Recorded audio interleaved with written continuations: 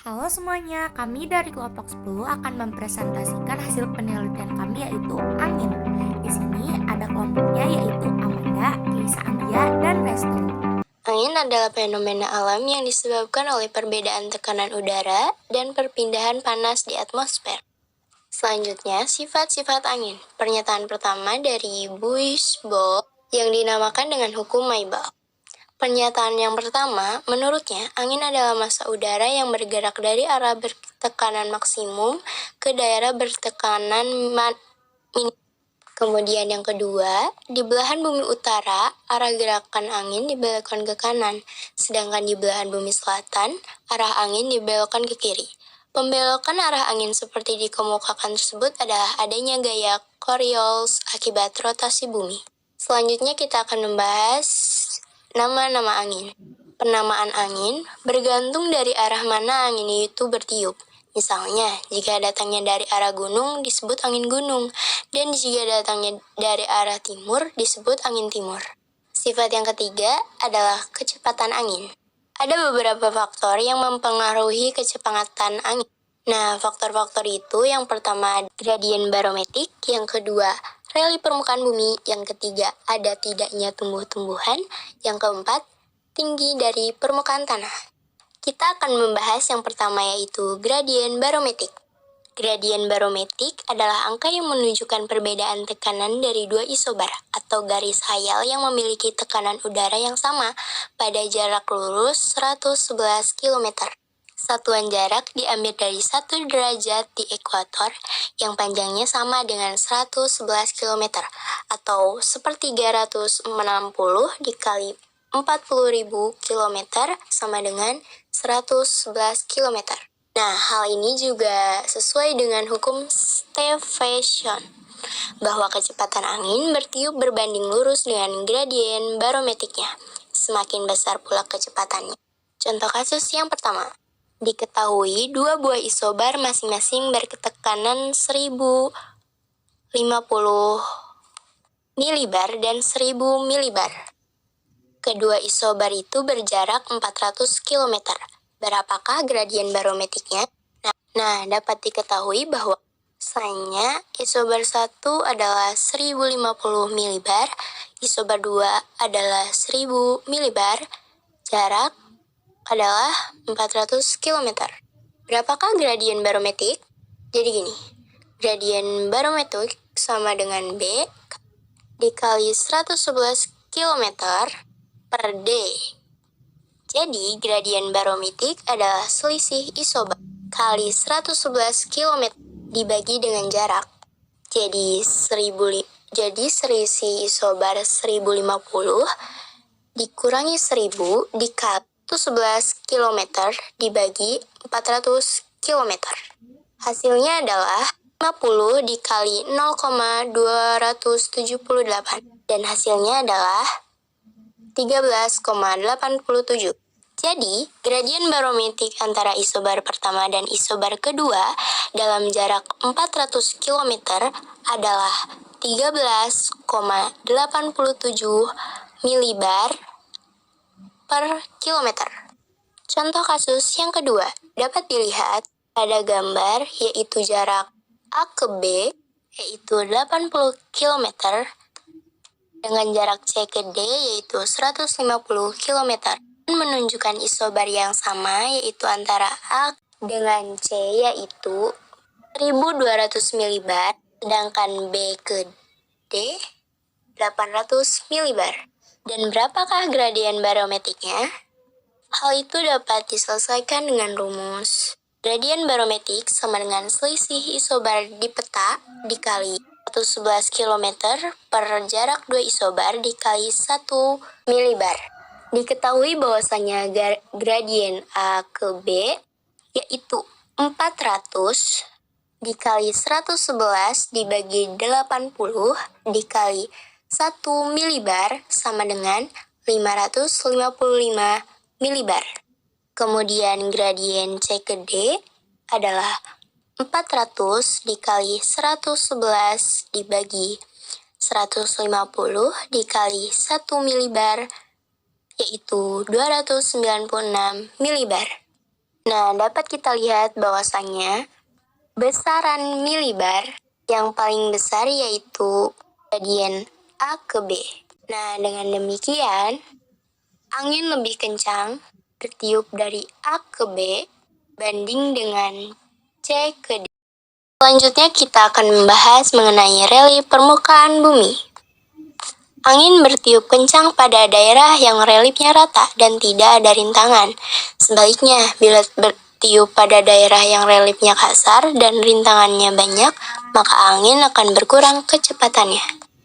Faktor yang ketiga adalah ada tidaknya tumbuh-tumbuhan.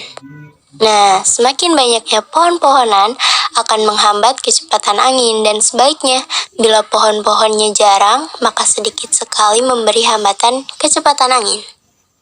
Faktor yang keempat adalah tingginya dari permukaan tanah.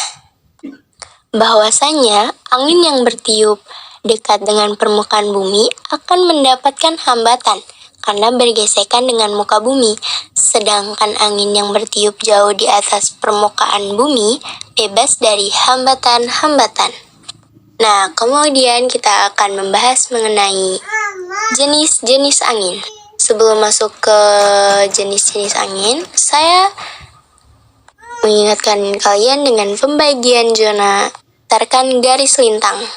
Nah, dapat dilihat bahwasannya garis khatulistiwa berada di lintang 0. Lihat pada warna abu-abu ini dimulai dari 23,5 lintang utara sampai 23,5 lintang selatan. Itu masuk ke dalam zona tropis.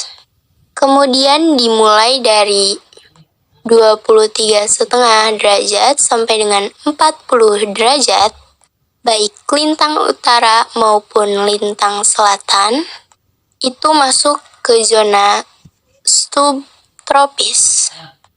Sedangkan pada warna biru, yaitu dimulai dari 40 derajat sampai dengan 66,5 derajat, baik lintang utara maupun lintang selatan, itu termasuk ke dalam zona sedang. Nah, yang terakhir yaitu dimulai dari 66,5 derajat hingga 90 derajat, baik lintang utara maupun lintang selatan, masuk ke zona kutub. Selanjutnya kita akan lebih mudah memahami jenis-jenis angin.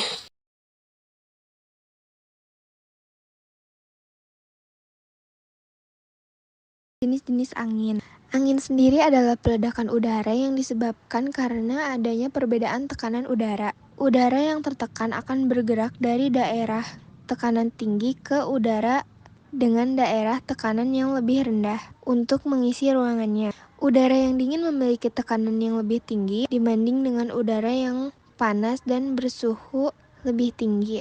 Di sini angin dibagi ke beberapa bagian. Yang pertama ada angin pasat dan antipasat, kemudian ada angin siklon dan antisiklon, lalu ada angin barat atau westerlies, dan angin timur kutub atau polar easterlies.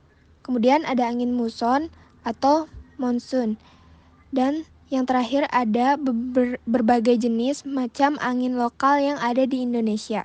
Yang pertama ada angin pasat.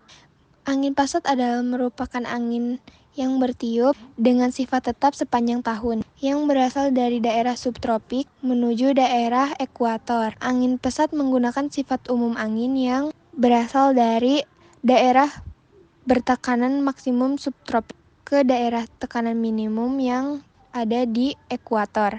Angin pasat bertiup sesuai dengan hukum Boyle yang berbunyi bahwa karena pengaruh dari gaya Coriolis atau rotasi bumi, maka angin di belahan bumi utara berbelok ke arah kanan, sedangkan angin di belahan bumi selatan akan bergerak ke arah kiri.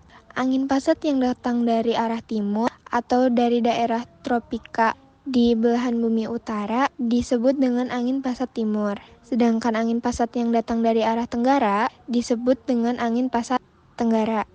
Kedua angin pasat ini akan bertemu di sekitar khatulistiwa. Pertemuan kedua angin pasat ini menyebabkan Temperatur di wilayah tropik terlalu tinggi akan mengakibatkan maka udara yang ada bisa naik secara vertikal. Daerah pertemuan dari kedua angin pasat ini juga dinamakan daerah teduh khatulistiwa atau daerah tidak ada angin. Selain itu disebut juga sebagai daerah konvergensi antar tropika atau DKAT, yakni karena daerahnya itu suhu udara paling tinggi. Selanjutnya ada angin antipasat.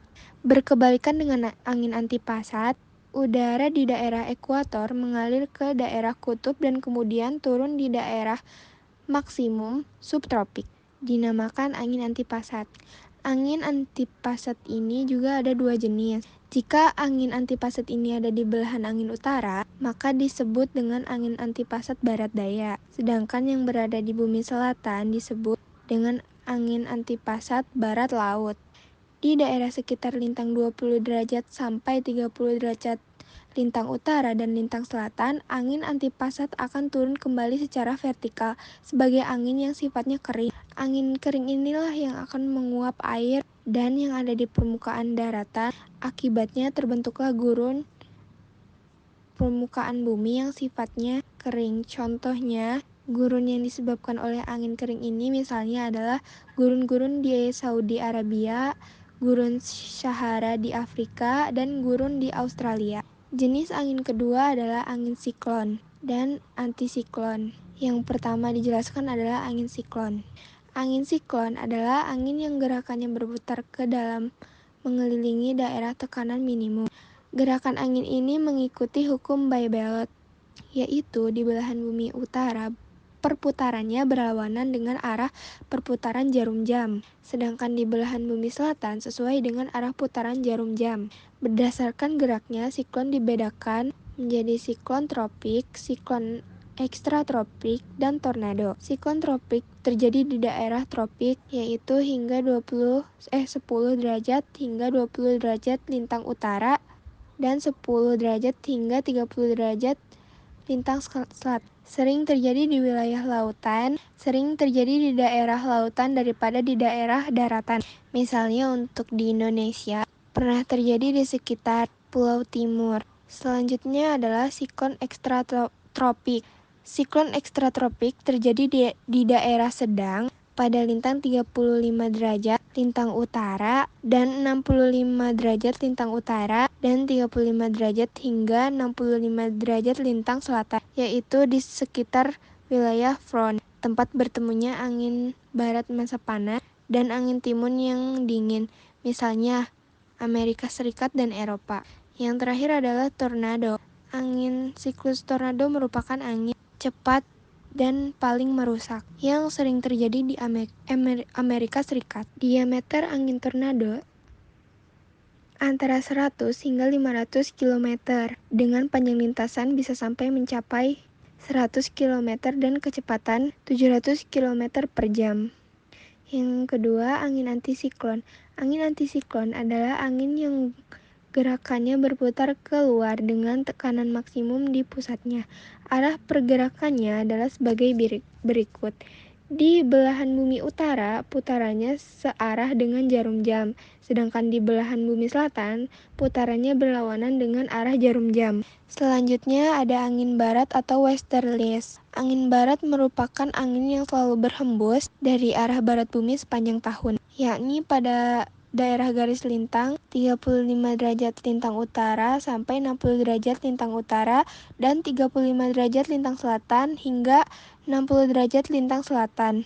Angin barat ada yang sifatnya yang lebih stabil dan teratur, yakni yang berada di daerah 40 derajat lintang selatan hingga 60 derajat lintang selatan. Di daerah tersebut letaknya lebih luas sehingga udaranya lebih relatif merata. Pengaruh angin barat di belahan bumi utara tidak begitu dapat dirasakan karena adanya hambatan dari benua, sedangkan pengaruh angin barat di belahan bumi selatan sangat besar, terutama di daerah 60 derajat lintang selatan. Daerah ini bertiup angin yang sangat kencang. Dengan ini pelaut-pelaut disebut dengan rolling vortices. Selanjutnya ada angin timur kutub atau polar easterlies. Kutub utara dan kutub selatan bumi memiliki daerah yang bertekanan udara maksimum. Dari daerah inilah kemudian mengalir angin menuju ke daerah minimum subpolar 60 derajat lintang utara atau lintang selatan. Dengan inilah yang disebut angin timur, yang berasal dari wilayah kutub. Angin timur memiliki sifat dingin karena asalnya yang berada di daerah kutub. Selanjutnya ada angin muson atau monsun. Angin monsun ini disebabkan karena adanya perbedaan tekanan udara dua benua yang mengapit kepulauan Indonesia, yaitu benua Asia yang kaya perairan dan Australia yang kering. Angin ini adalah angin yang berhembus secara periodik, yaitu minimal 3 bulan, dengan setiap periode yang lain akan memiliki pola berlawan yang berganti arah secara berlawanan setiap setengah tahunnya. Biasanya pada 6 bulan pertama bertiup angin darat yang kering, dan setengah tahun selanjutnya bertiup angin laut yang basah. Pada bulan Oktober hingga April, matahari berada di langit selatan, sehingga benua Australia lebih banyak memperoleh pemanasan matahari dari benua Asia. Akibatnya di Australia terdapat tekanan udara rendah atau depresi, sedangkan di Asia terdapat pusat-pusat tekanan udara tinggi atau kompresi. Keadaan ini menyebabkan arus angin di Asia akan pergi ke benua Australia. Di Indonesia, angin ini merupakan angin musim timur laut di belahan bumi utara dan angin barat di belahan bumi selatan. Oleh karena angin ini melewati Samudra Pasifik dan Samudra Hindia, maka banyak menguap air di Indonesia menjadi musim hujan. Musim hujan meliputi seluruh wilayah Indonesia, hanya saja persebarannya tidak merata. Semakin ke timur, curah hujan di Indonesia semakin berkurang karena kandungan uapnya semakin sedikit. Pada bulan April hingga Oktober, matahari berada di bagian belahan utara, sehingga benua Asia lebih panas daripada benua Australia.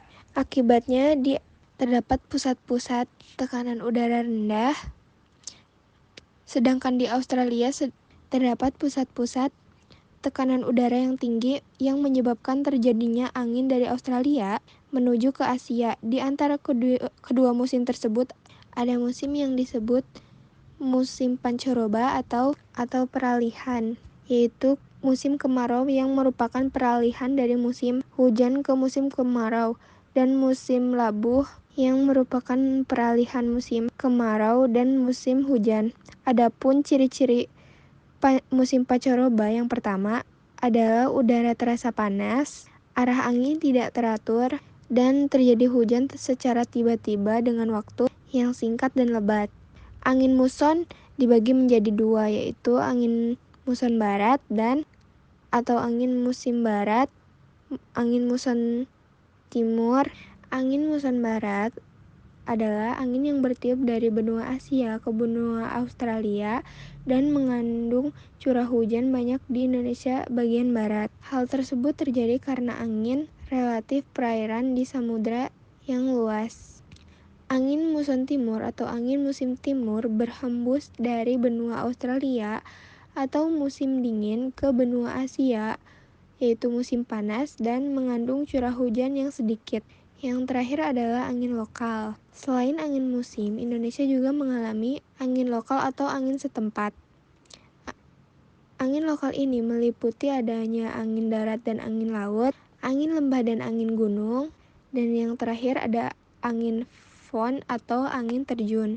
Untuk angin daratan dengan angin laut adalah udara yang bergerak dari lautan ke daratan. Angin lautan terjadi pada siang hari pada saat matahari memancarkan panasnya. Daratan adalah benda padat yang terdapat daerah penyerapan matahari yang lebih cepat daripada lautan, merupakan benda cair. Hal ini disebabkan oleh suhu daratan yang jauh lebih tinggi daripada suhu yang ada di lautan. Udara yang ada di atas daratan pun lebih cepat menjadi panas dan menaik. Tempat yang ditinggalkan tekanannya lebih rendah, sehingga akan diisi oleh udara yang dari lautan yang berpindah tempat ke atas daratan, maka terjadilah angin laut. Angin laut mulai terjadi pada siang hari, sekitar pukul 9 pagi. Makin siang busanya akan semakin kuat. Hembusan angin laut paling kuat sekitar pukul 3 sore. Sedangkan untuk angin darat adalah udara yang bergerak dari darat ke laut. Penyebab terjadinya pada malam hari, di mana saat matahari sudah tidak lagi memancarkan panasnya. Daratan yang menyerap lebih cepat panasnya matahari akan mengempaskan panas itu lebih cepat pula. Maka suhu di atas daratan segera menjadi lebih dingin dibanding dengan suhu yang ada di lautan.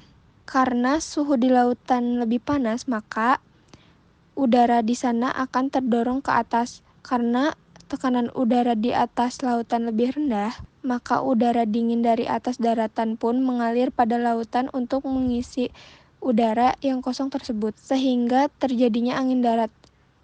Angin darat mulai terjadi pada sekitar pukul 9 malam.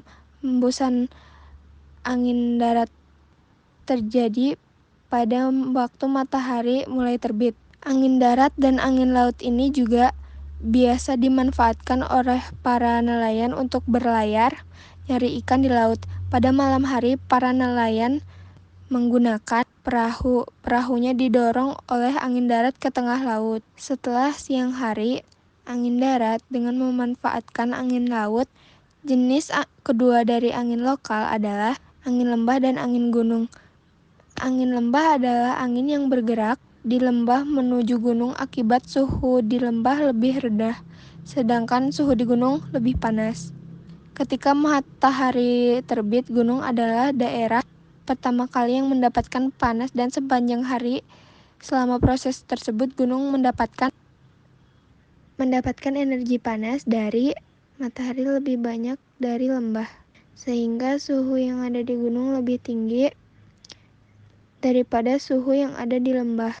Hal ini mengakibatkan udara panas dari gunung naik dan digantikan oleh udara dingin dari lembah, sehingga terjadilah aliran udara angin dari lembah menuju ke gunung. Angin lembah ini bermanfaat untuk membawa awan yang penuh dengan uap air ke daerah gunung, yang kemudian akan mengeluarkan hujan. Untuk angin gunung adalah angin yang bergerak dari gunung menuju ke lembah akibat dari suhu di gunung lebih tinggi sedangkan suhu di lembah lebih dingin. Ketika sore hari, gunung akan mendingin sedangkan suhu di lembah lebih dingin.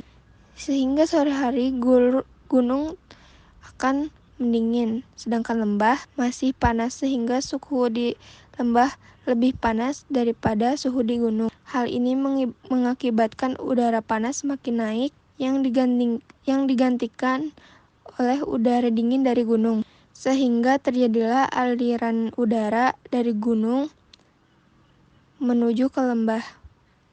Jenis angin yang terakhir adalah angin fon. Fon adalah kota kecil yang ada di pegunungan Alpen yang merupakan daerah asal mula yang terjadinya angin terjun, maka angin tersebut juga dinamakan angin terjun atau angin fon. Hingga sekarang daerah tersebut masih sering mengalami angin terjun. Angin fon atau angin terjun disebut juga angin jatuh, adalah angin terjadi yang di belakang atau di balik gunung. Angin fon terjadi disebabkan karena udara yang membawa uap air yang mendaki lereng, kemudian terjadi kondensasi dan turunlah hujan. Angin tersebut kemudian melalui lereng dari belakang gunung dengan kecepatan yang sangat tinggi, kering, dan juga sangat panas. Hal ini sangat menimbulkan kerugian atau kerusakan material yang ada di masyarakat. Angin fon yang ada di Indonesia ada beberapa nama yang berbeda, seperti angin bahorok yang terjadi di dataran lembah, di dataran rendah yang terjadi di Cirebon di daerah Kumbang, Tegal dan Brebes dari arah Kumbang. Angin fon juga terjadi di Amerika Serikat, disebut dengan angin Sinok di Italia, dan juga Argentina yang disebut angin Zonda. Klasifikasi iklim Köppen. Klasifikasi iklim Köppen diambil dari Vladimir Köppen, lahir di Saint Petersburg, Rusia 25 September 1846, meninggal di Graz, Austria 22 Juni 1940 pada umur 93 tahun, adalah seorang geografer, meteorologis, klimatologis, dan botanis Rusia keturunan Jerman. Setelah beliau menyelesaikan pendidikannya, beliau menghabiskan waktu dan berkarir di Jerman dan di Austria. Pengembangan Köppen yaitu dikenal sebagai klasifikasi iklim. Dari banyaknya perubahan masih dipakai sampai saat ini.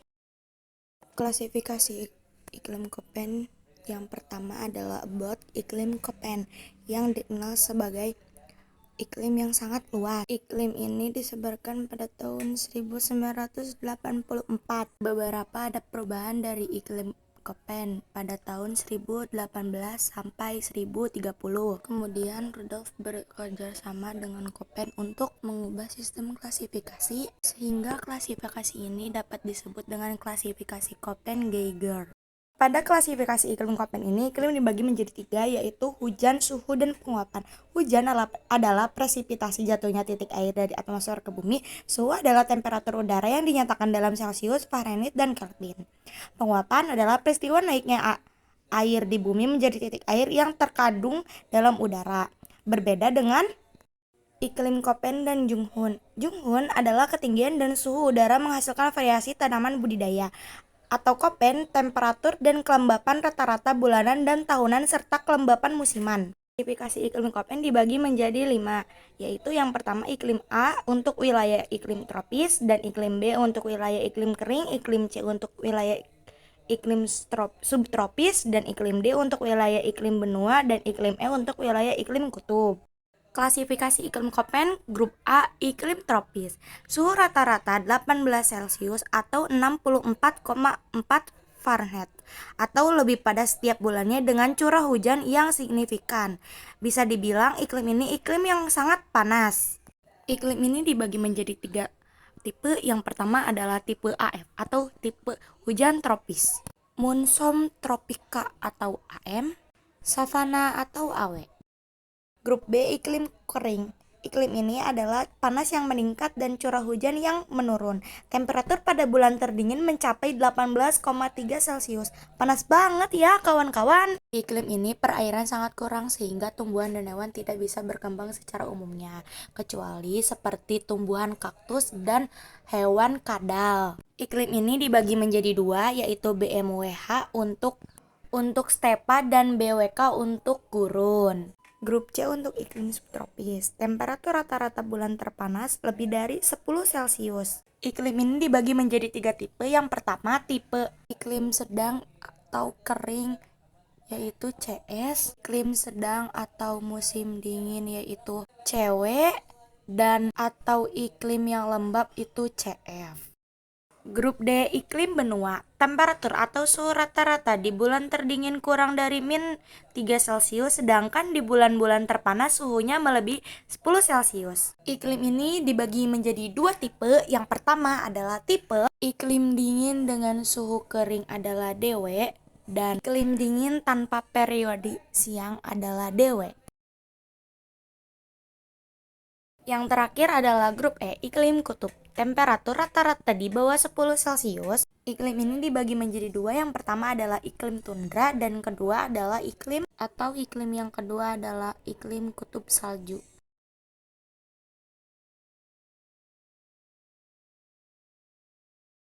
Dan ini untuk persebaran iklim Köppen. Ada pertanyaan? Terima kasih. Assalamualaikum warahmatullahi wabarakatuh.